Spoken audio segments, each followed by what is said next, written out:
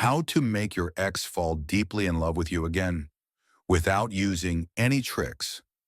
Why does love sometimes push them away instead of pulling them closer? Where is the line between loving someone and losing yourself? If you've ever asked yourself that question, then this video is for you. Not to show you how to make them come back, but to help you come back to yourself, to the place where you don't have to try so hard to be loved, but simply shine by being exactly who you are.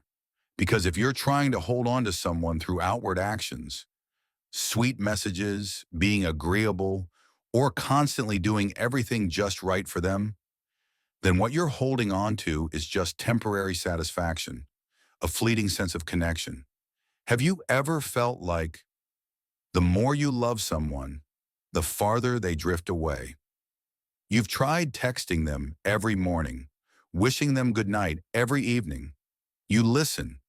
You try to understand. You even shrink yourself, less needy, less demanding, less you, just to keep them from leaving. But the more you do, the more exhausted you feel. And they seem even more distant. But if you truly understand this, your love, whether it feels beautiful or painful, doesn't actually depend on them. It depends on the seed that's growing inside you. It's the energy you radiate, the frequency you live by, the clarity and wholeness you already carry within. When you love from a place of lack, you attract distance. But when you love from a place of wholeness, there's no need to hold on, because the right person will naturally choose to stay. Welcome to the Love Equations, where you don't learn how to make someone love you, but how to become love itself, whole enough for the right one to naturally find their way to you. If you want to be nourished weekly with light, awareness, and inner joy, hit subscribe and turn on the notification bell so we can continue walking together on this journey of awakening in love. Part 1. Signs you're loving from a place of lack. There are certain kinds of love, the more you love, the more it hurts. Not because you're wrong, not because they're unworthy, but because you're loving from an emptiness within yourself. You love not to expand, but to lean on something. You love not to share, but to fill a void. And when that's the case, even your most sincere love can leave you feeling lost. Here are the signs you may be loving from a place of emotional lack. 1. Your emotions are controlled by their actions. When they text, you're happy. When they don't, you're anxious. Your sense of peace fluctuates depending on how they treat you. You're constantly scanning for signs of approval or affection, and without them, you feel unworthy or unwanted. A quick reply from them lights up your whole day. A careless emoji leaves a sting in your chest. One missed call, and you can't fall asleep. You start depending on them to determine whether or not you're being loved. Your emotions no longer feel like your own. They become the result of their behavior. And deep inside, a quiet voice starts to whisper, "Am I really important to them? If they don't care today, does that mean I no longer matter?" You stay quiet. You endure because you're afraid of losing them. You begin to swallow your emotions. You hold back from saying anything that might upset them.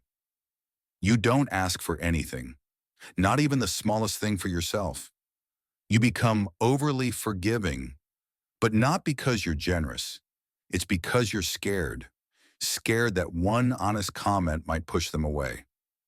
It's fine, as long as they're still here. You tell yourself that, even though deep down, you can feel yourself shrinking day by day. You control in silence and overthink in loneliness. You don't ask too many questions, but you quietly check their stories. You're not loudly jealous, but you watch closely who they interact with. You don't say anything, but your mind spins hundreds of silent scenarios. Every time they don't text you, you force yourself to stay calm. They're probably just busy, but deep down, your heart is in chaos. Are they slowly pulling away? Am I being replaced?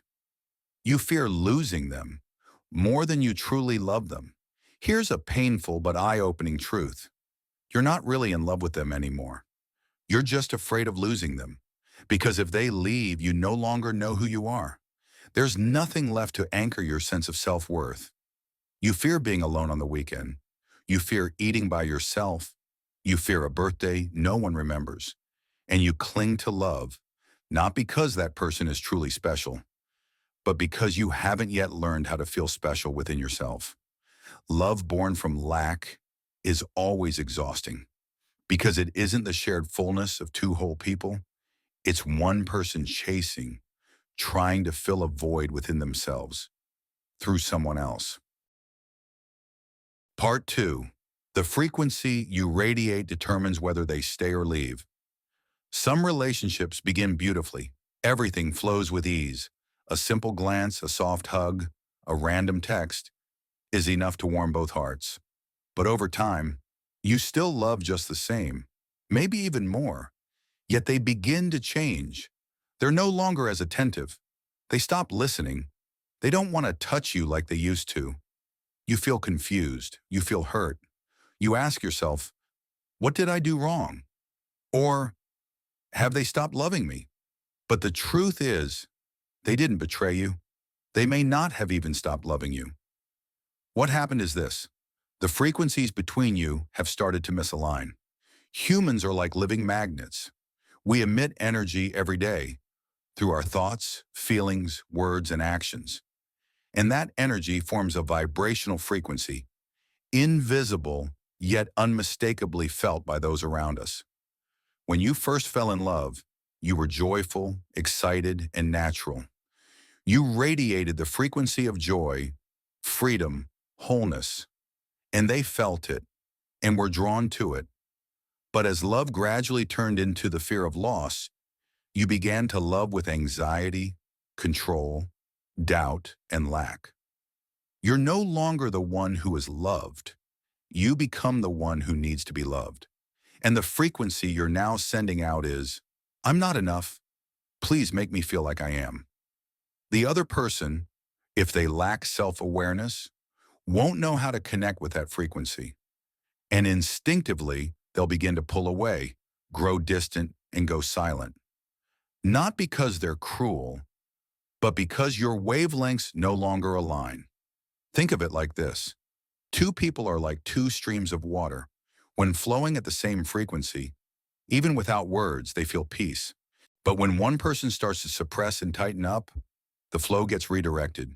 And the other person, instead of pausing to help heal, they drift away. Part 3. How to return to wholeness and stay true to yourself in love. There's one truth many people struggle to accept. You don't need someone else to feel loved. You simply need to reconnect with yourself, and love will naturally find its way back. But to do that, you must begin with a quiet kind of inner courage. The courage to face the empty spaces within you and ask, am I truly loving or just trying to be filled? Do I love them or do I need them to feel like I matter? Am I giving from fullness or giving just to receive? Returning to yourself is a silent journey. It doesn't need anyone's approval. It doesn't require them to come back right away. It simply starts when you begin listening to yourself, a little more each day. In the morning before reaching for your phone, place your hand over your heart and ask, what do you need today, my love? And just listen. Don't rush to answer. Sometimes it may simply be, I want to breathe in peace. Or, I need a gentle hug from within. Create moments that make you feel alive, even without anyone else. So many people wait for someone else to make them happy.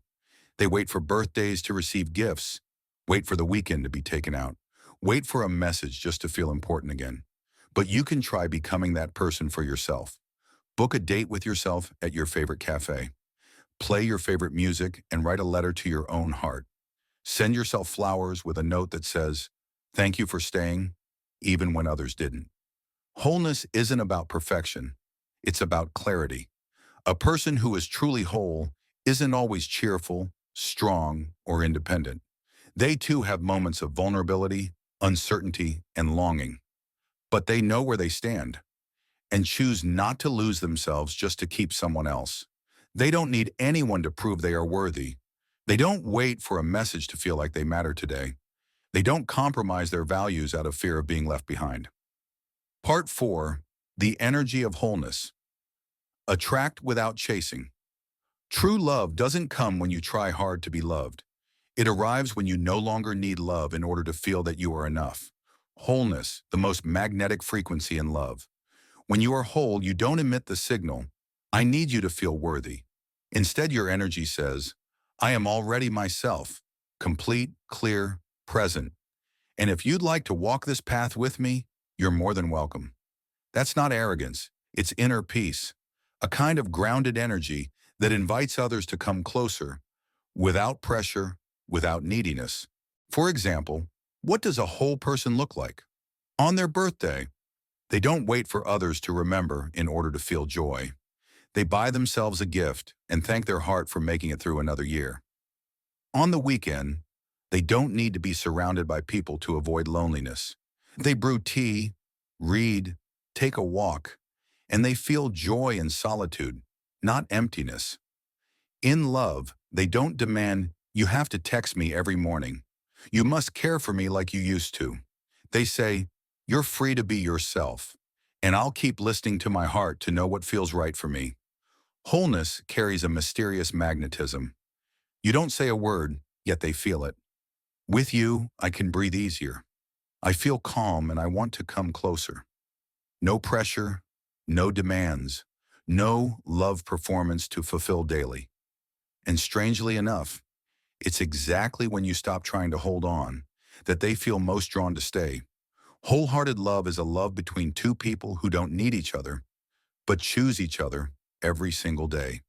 Not out of fear of loneliness, not out of a need to fill a void, but because I've lived fully with myself, and I now invite you to walk a part of this journey with me. Part 5, a true story. When she stopped holding on. He began to come back. How was a gentle, thoughtful woman, deeply devoted in love. She never asked for much.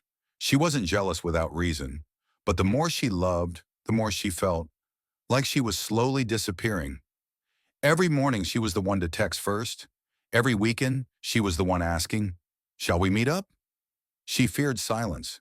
She feared the growing distance between them. So she tried to talk more, care more, give in more. But the more she tried, the farther he drifted. The more she loved, the more she felt like she was standing alone in their relationship. The next morning, Ha didn't text him, not out of anger, not as a tactic, but because, for the first time in months, she wanted to be with herself first. She woke up earlier. She wrote down her true feelings, not to send to anyone, but to truly listen to herself. She took a quiet walk, sipped a warm cup of coffee, and suddenly realized it wasn't as scary as she once thought. Then, 3 days later, her phone rang. It was him. Hey, how have you been? I noticed you're not online as much lately. Something feels different. I kind of miss you. It wasn't because she disappeared that he came back. It was because her frequency had changed.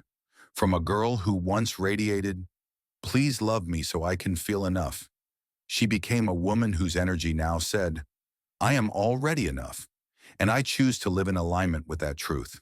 And that very shift made it impossible for him to stay away. But the most beautiful part wasn't that he returned. It was this. For the first time in her life, she no longer needed him to. Part 7. Reconnecting through a new frequency.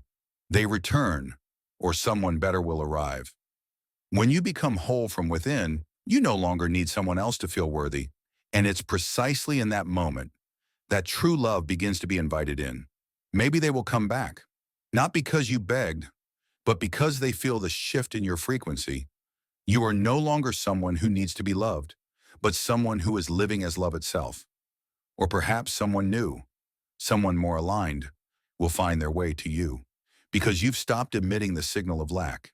Instead, you radiate calmness, clarity, and peace. And that energetic field attracts those vibrating at the same level. But the most magical part isn't about who will come. It's this.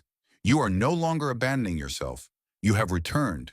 You have chosen to live fully, with yourself, without needing anyone's validation.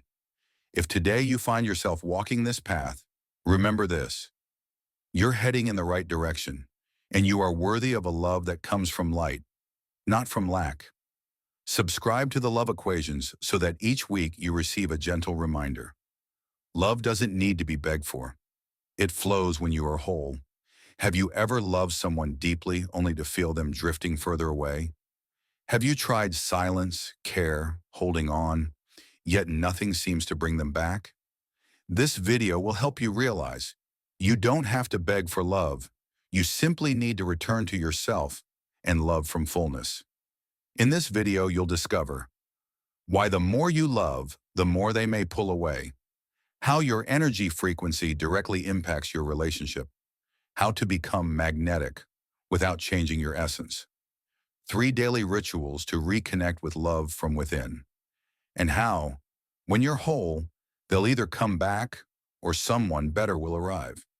Subscribe to the Love Equations now and receive weekly healing energy, mindful awareness, and deep connection in love and marriage. Have you ever loved someone so deeply, but the more you loved, the more distant they became?